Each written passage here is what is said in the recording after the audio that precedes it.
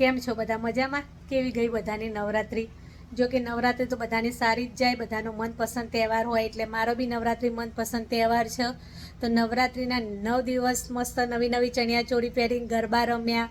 ઉપરાંત અહીંયા અમેરિકામાં તો ઇન્ડિયાથી કલાકાર આવે એટલે એક્સ્ટ્રા ડે બી ગરબા થાય, તો એ બી રમ્યા. પણ જેટલો નવરાત્રિમાં 9 દિવસ ગરબા ગાવામાં થાક નહીં લાગ્યો, ઉપરાંત એક્સ્ટ્રા ડેમાં બી ગરબા ગાવામાં થાક નહીં લાગ્યો, એટલો હું તમને બતાવું જો. એટલો આ બધી વસ્તુ અવેરવામાં થાક લાગશે. રોજે પહેરી મારા જેવા કેટલાય હશે કે જેમને રૂમમાં જ ઢગલા કર્યા હશે. આને આજે આ બ્લાઉઝ જોડે આ ચણિયો પહેરીએ, આના જોડે આ મેચિંગ કરીએ.